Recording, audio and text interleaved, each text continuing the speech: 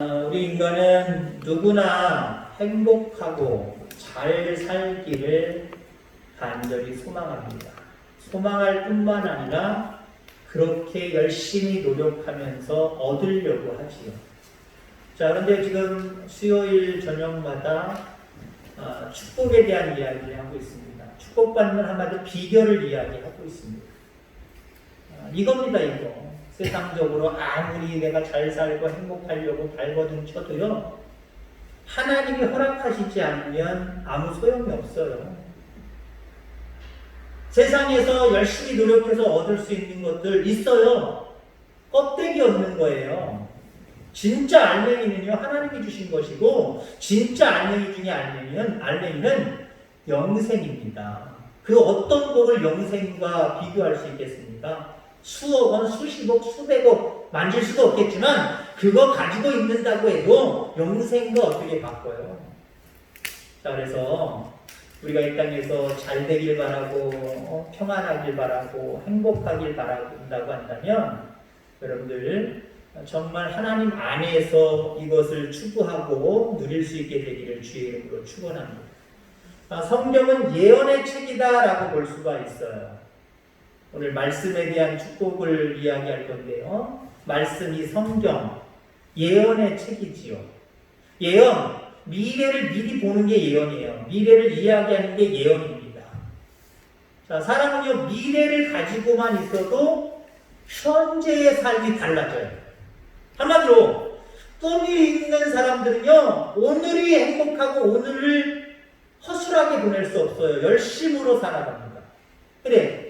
내일이 없는 사람들, 내일이 없는 사람, 미래가 없는 사람들은요, 오늘 불평, 불만, 그냥 오늘에 안주하며 살아가는 것입니다. 자, 성경은 예언의 말씀이다. 물론 우리 현재에도 대단히 중요한 말씀이지만, 미래를 밝히는 말씀이에요. 내 발의 등불입니다. 앞으로 전진해 나가는 자들에게 하나님의 말씀, 예언의 말씀은 등불이 되는 거예요. 밝혀진다는 거죠. 특히 여러분들 이 예언의 말씀은 현대적이에요. 현대적. 다시 말해서 옛날에 너 앞으로 이렇게 살아 그렇게 살라고 하는 것과 50년, 100년, 200년, 300년이 지나서 그때 거를 가지고 옛날에 우리 어른들이 이렇게 살았어 너도 이렇게 살아 그럼 행복해져. 시대적인 차이가 있어요. 옛날엔 그렇게 해서 행복했고 옛날엔 그렇게 해서 뭔가 얻을지 모르지만 시대가 지나면은요 적용이 달라져요. 근데 하나님의 말씀은요 이게 수천 년이 지났어도 살아계신 하나님의 말씀이기 때문에 대단히 현실적이에요. 과거 100여 년 전에 믿었던 우리 조상들이나 지금이나 앞으로도 수백 년, 수천 년 후에 믿게 될 하나님의 자녀들이나 똑같은 하나님의 말씀인데 이 말씀은요 현실적이에요. 그 말씀을 붙들고 나아가는 자들에게는 여전히 하나님이 역사해 주신다라는 거죠. 특별히 이 예언의 말씀은요 거짓이 없어요. 진리예요. 세상 사람들은 그래요. 너 앞으로 미래를 위해서 이렇게 해야 돼 저렇게 해야 돼. 물론 틀린 말은 아니지만 우리나라는 공부 너 앞으로 미래에 뭐가 될래? 공부 열심히 해. 공부가 최고야. 근데 사실 알고 보면 공부가 최고는 아니에요. 그렇다고 아무것도 아닌 건 물론 아니고 공부가 대단히 비중을 차지하는 건 사실입니다. 근데 그게 전부가 아니더라고요. 그러니까 우리가 얘기하는 미래에 대한 예언들 이게 거짓이 많아요. 일부러 거짓말하는 건 아닌데 그대로 안 될 때가 많단 말이에요. 나중에는 속았다고 생각할 때가 있단 말이에요. 근데 하나님의 말씀은요 거짓이 없어요. 진리의 말씀. 자, 구약 성경에 예수님, 이 땅에 오실 메시아에 대한 예언이 300여 곳에 나옵니다. 300여 곳에 나와요. 앞으로 지금 이루어지지도 않은 일인데, 앞으로 수백 년 후에, 수천 년 후에 이루어질 일들을 구약 성경에서 예언하고 있단 말이에요. 특히 메시아에 대해서, 예수님에 대해서 예언을 합니다. 그 예수님이 베들레헴에서 나실 것이다. 그 예수님이 처녀의 몸에서 나올 것이다. 그 예수님이 나오셔서 애굽에 갔다가 오실 것이다. 예루살렘으로 들어가시는데 어린 나귀를 타고 들어가실 것이다.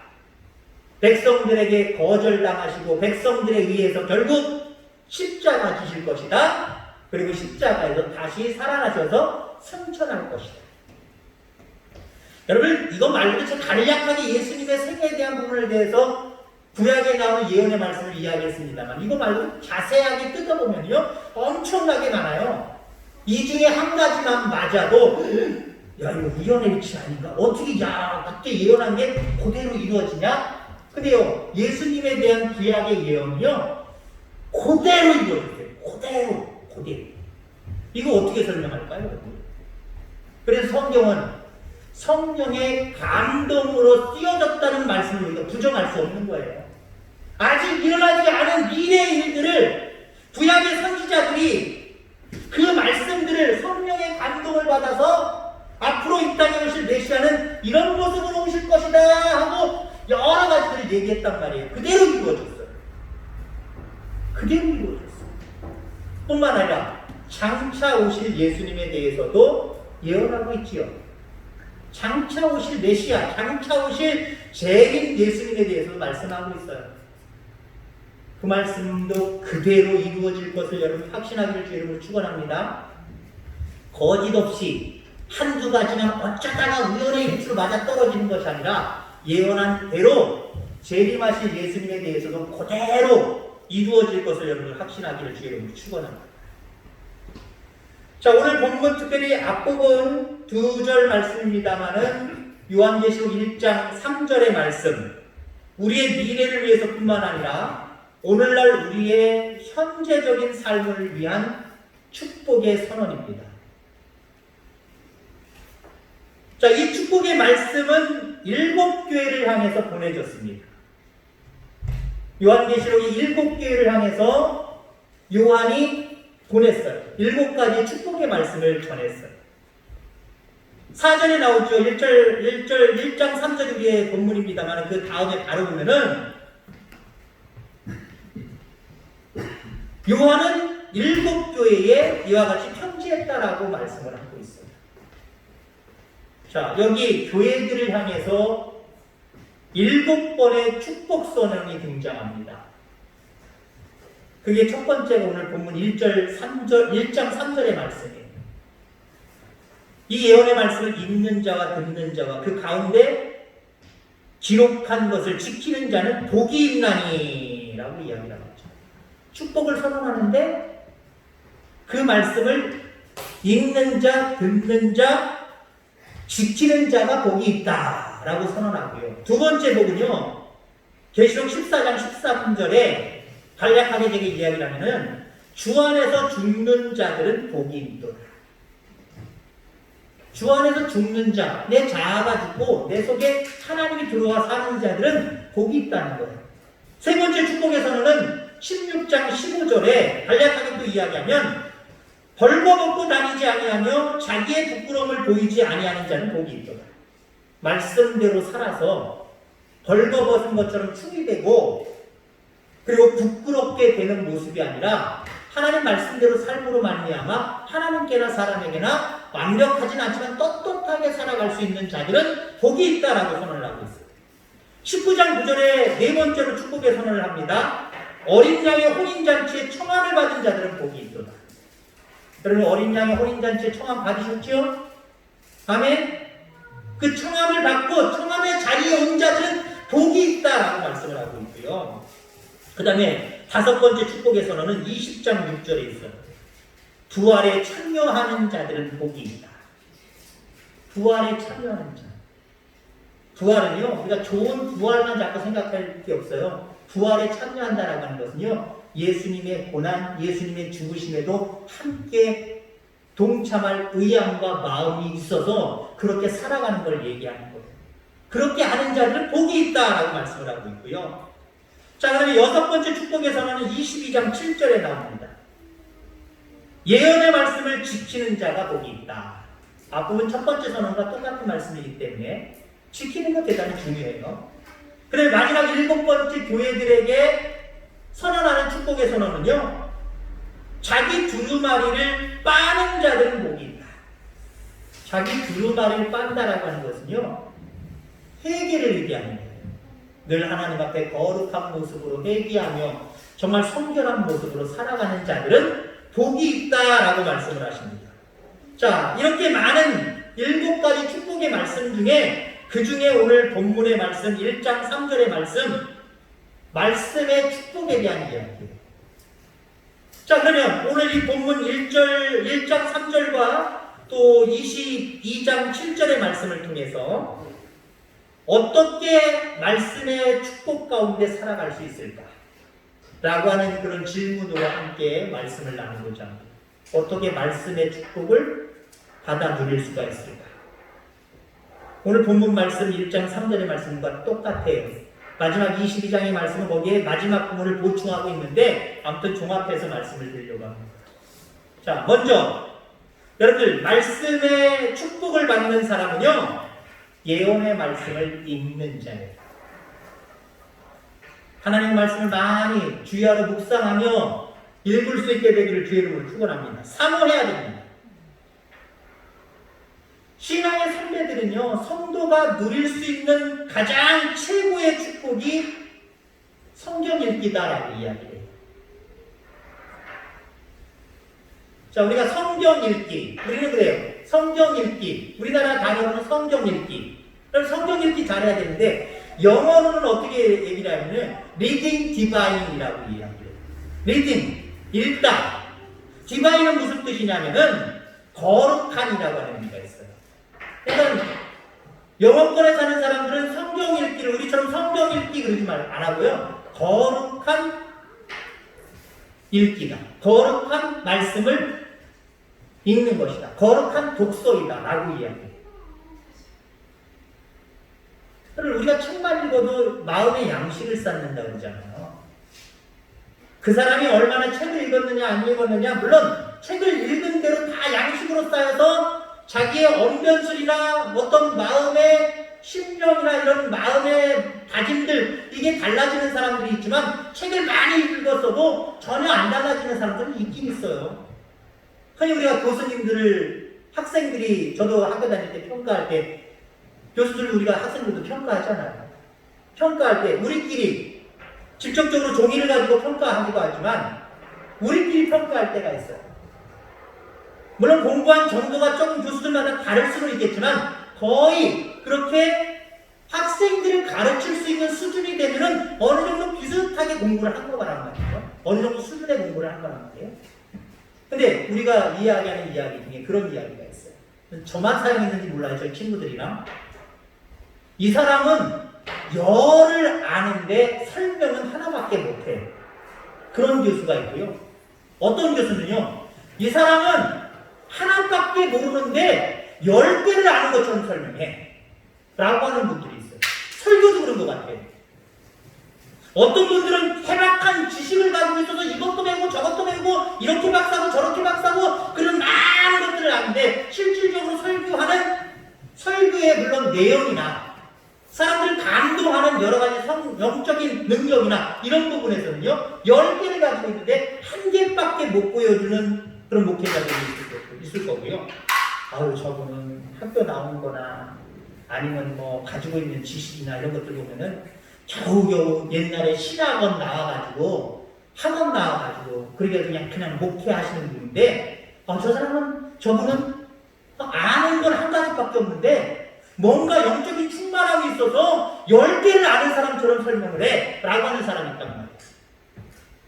여러분들, 중요한 것은요, 우리가 성경을 읽는 거예요. 거룩한 독서입니다.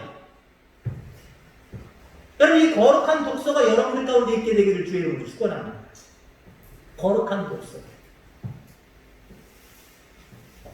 예전에 선진들은요, 믿음의 선진들은 또 저도 어렸을 때 그랬던 것 같아요. 다 모든 교회는 아니었지만 어떤 교회들 보면은요, 설교 들을 때는 보통 뭐 짧으면 15분, 20분, 30분, 40분, 어떤 때 1시간 넘어가는 설교들이 있기 때문에 일어서서 들을 수는 없지만 적어도 하나님의 말씀을 봉독할 때는 여러분 일어납시다 하고 옛날에는요, 좀 오래됐을 때 성경 읽을 때 성도들이 일어났어요.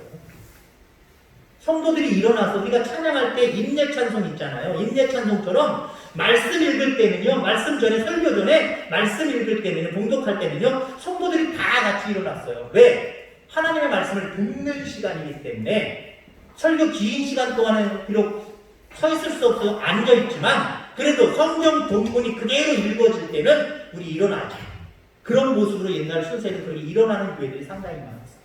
그리고 반드시 아멘으로 화답했어요.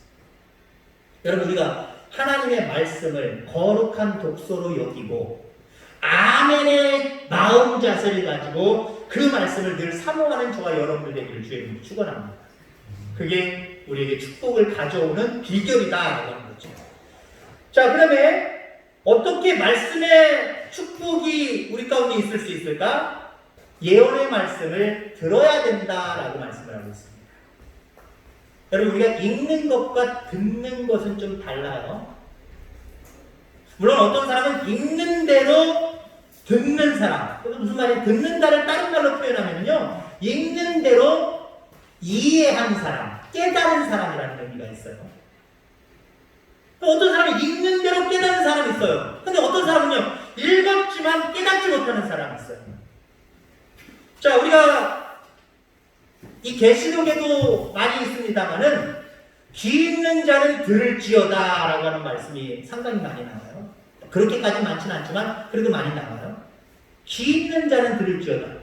사람이라면 다 귀 있지. 장애를 갖지 않고서는 다 귀 있지. 왜 귀가 없어?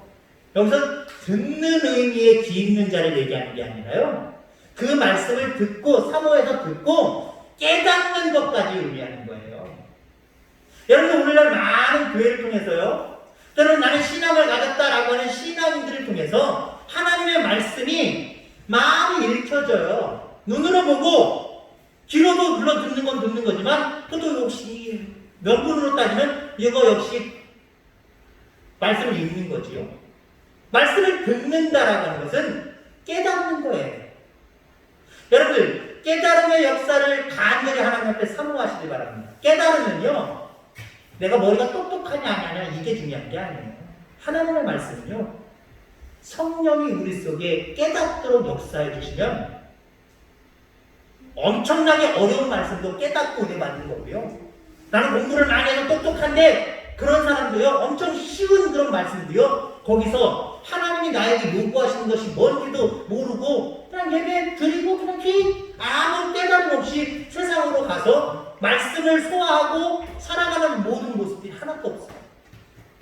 여러분, 중요한 것은 말씀을 우리가 들어야 되지만, 말씀을 읽어야 되지만, 더 중요한 것은 우리가 말씀을 깨달아야 된다. 자, 엠마오로 실망하고 실족해서 이제 예수님이 십자가 자기가 돌아가셨구나, 대단하신 분인 줄 알았더니 아무것도 아닌 분이네 라고 제자 중에 2명이 엠마오를 향하여서, 자기 고향을 향하여서 돌아갑니다. 돌아가는 중에 부활하신 예수님이 그들과 만나서 대화를 나누지요. 다른 말로 얘기하면 그들에게 나타나셔서 하나님의 말씀을 한마디로 선포하신다는 말이에요. 여러분들, 그때 이 2 제자들이 그 말씀을 듣다가 한마디로 뜨거운 눈물을 흘립니다. 말씀을 듣고 그분이, 그 말씀하시는 그분이 예수님이시라는 것을 깨닫고 눈물을 흘리며 통회합니다. 그리고 발걸음을 다시 되돌려서 사명의 자리로 다시 돌아가는 모습을 바라보게 됩니다. 듣는 거라는 건 그거예요. 하나님의 말씀을 들을 때 무릎을 탁 치면서 깨달음이 있어야 돼요. 때로는 하나님이 나를 이렇게 사랑하시고 하나님이 이런 사명을 나에게 주시는구나, 하나님의 말씀을 깨닫고 때로는 뜨거운 눈물을 흘릴 수도 있어요. 이게 듣는 거예요. 그런 영적인 체험이 있어야 됩니다. 그런 영적인 체험이 있을 때 우리는 축복의 자리로 조금 더 다가서고 있는 거예요.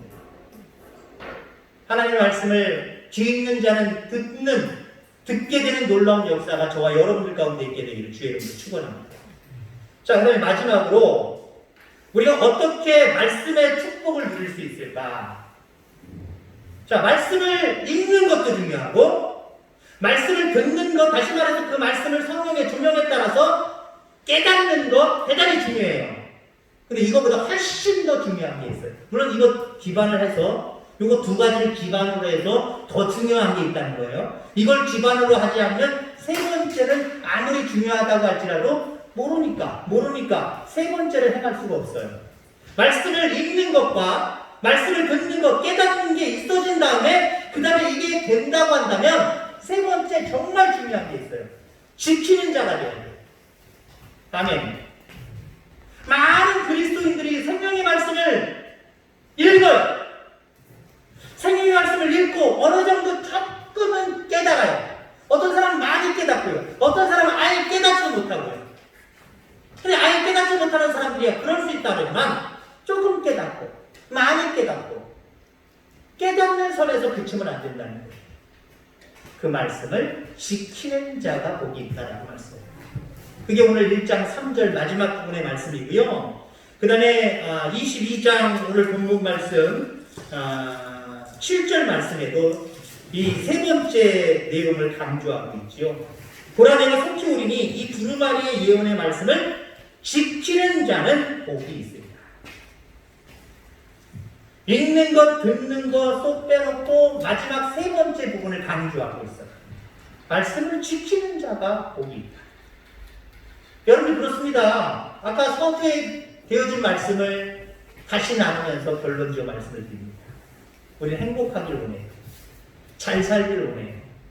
그래서 잘 살려고 행복하려고 세상에서 막 이것저것을 다 뒤져가면서 행복을 찾아내요. 잘 사는 걸 찾아내려고 애쓰고 노력해요. 어떤 사람들은 요만한 거 얻어서 이제 행복하게 됐다, 이제 잘 살게 됐다 라고 이야기하고, 때로는 어떤 사람들은 그렇게 이야기하는 그 사람들을 바라보면서 이거 좋겠다, 부럽네, 나도 저래야 되는데 라고 그런 현상 속에 세상은 돌아가고 있어요. 그런 현상 속에 세상은 돌아가고 있다니까요. 여기에 여러분들 마음 빼앗기고 여기에 여러분들 마음이 유혹되지 않게 되기를 주의 이름으로 축원합니다. 이거 아무 소용없는 건 아니지만 나중에는 이게 별건 아니었구나 후회할 날이 와요. 더 심한 얘기로 하면 야 이게 별것도 아니고 쓸모없는 거였구나, 오히려 내가 속았구나, 이를 갈며 슬피 울 날이 다가와요. 하나님께로부터 나온 것들, 하나님께로부터 주신 것들, 이게 정말 귀한 거예요. 그럼 그 중에 하나님께로부터 받은 거, 하나님이 주시는 건 많지만 오늘 대단히 중요한 말씀입니다. 하나님의 예언의 말씀, 하나님의 이 성경의 말씀, 이 말씀이 대단히 소중한 거예요. 잘 살길 바라십니까? 행복하기를 원하십니까? 세상 속에 들어가서 이것하고 저것하고 여기서 노력하고 저기서 노력하지 말라는 소리는 아니에요. 오히려 그런 비중을 더 하나님의 말씀에 두기를 주의 이름으로 축원합니다. 시간을 투자해도 여기다가는 더 투자할 수는 물론 없겠지만, 왜? 우리는 하루의 일과를 통해서 보면 내가 직장 나가서 일하는 시간이 훨씬 길어요. 암만 기도 많이 하고 암만 찬송하고 암만 뭐 한다고 하는 사람들도 직장 가서 일하는 시간만큼 하루에 그만큼 시간 낼 수 있어요? 한계가 있어요. 못 내요. 잠자는 시간 3분의 1, 직장 가서 일하는 시간 이거저것도 빼면 3분의 1이 더 넘어가요. 그 나머지 3분의 1? 먹는 시간도 있어야 되고요. 여러 가지 여유 즐기는 시간도 있어야 되고, 하나님도 그런 거 못하게 하시지 않아요. 하나님 만드신 존재로서 이 땅에 할 수 있는 모든 일들 잘 하면서 살기를 원하세요. 이건 부정하니까 다른 사람들처럼 이거 하지 마라, 저건 부정하니까 다른 사람들처럼 하지 마라, 자꾸 이렇게 강요하시지 않아요. 그래서 나름대로 즐기시기 바랍니다. 때로는 커피숍도 가시고요, 나들이도 가시고요, 즐길 거 즐기세요. 그럼 그거 저거 다 빼면 직장에서 일하는 만큼 우리는 그 시간을 낼 수가 없어요. 근데 마음의 자세가 중요한 거예요. 마음의 자세. 물론 내게 주어진 직장도 하나님이 나에게 주신 선교지예요. 또 나에게 주시는 여러 가지 육의 양식을 허락해 주시는 어떤 통로가 되기도 해요. 그곳에서 나름대로 최선을 다하고 열심을 다해야 되죠. 근데 우리가 흔히 생각하는 내가 행복해지려고, 내가 잘 살려고 그 추구하는 모습을 통해서 거기다가 비중을 두기보다는요, 말씀에 비중을 두는 거예요. 이게 대단히 중요한 거예요. 저는 베드로가 주는 그리스도시요 살아계신 하나님의 아들입니다라고 고백을 할 때 예수님이 대단히 기쁘셔서 야 이거 누가 알게 했냐? 이건 사람이 알게 한 게 아니라 이건 정말 하나님이 너에게 알게 하신 거다. 성령이 너에게 알게 하신 거다. 너 앞으로 개발하고 하지 말고 이제는 베드로라고 이야기해라. 이름 개명까지 해주셨잖아요. 그리고 천국의 열쇠를 준다고 말씀하셨잖아요.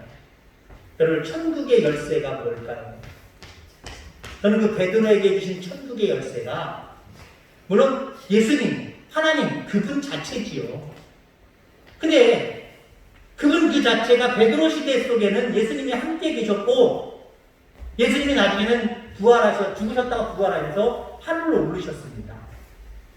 우리와 하나님이 지금 함께 하시는 방법이 뭘까요? 물론 성령님 있어요. 그러나 우리가 하나님의 말씀을 빼놓을 수가 없어요. 하나님의 말씀은요, 하나님이 우리와 함께 하시는 능력의 통로입니다. 하나님을 만나는 통로예요. 이 하나님의 말씀을 그에게 주셨다는 거예요. 키를 주셨다는 건 그거예요. 여러분, 인생의 키는 세상에 숨겨놓지 않으셨습니다. 하나님은 인생의 행복의 키를, 축복의 키를 말씀에다 두셨어요. 아멘. 말씀에다 두셨어요. 여기서 찾으시기 바랍니다. 어디 가서 보물 찾기 하잖아요. 그러면은 제가 범위를 정해드려요. 제가 감춘이 입장이면은 예를 들어서 우리 지금 식사하는 자리에서 여기 기둥, 저기 나무, 저기 화장실, 여기 있는 저기 의자 요 사이에서만 찾으세요. 그 바깥은 안 갖췄어요. 안에다만 갖췄어요. 라고 얘기한단 말이에요. 근데요 꽉 몇 사람이 저기 가서 찾고 있어요. 저기 가서 찾고 있어요. 뭐라고 얘기해도 못 알아들을 때가 많아요. 그럼 저도 또 못 보고 모를 때도 있고요. 여러분들 하나님이 이 말씀 속에 축복을 감춰주셨어요.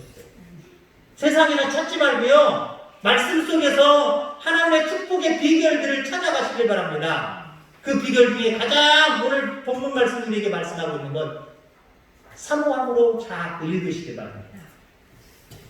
성령께 능력을 구하여서 그 말씀을 들으시기 바랍니다. 깨달으시기 바랍니다. 그리고 그렇게 듣고 읽고 깨달은 대로 그 말씀들을 실천해 나가시기 바랍니다.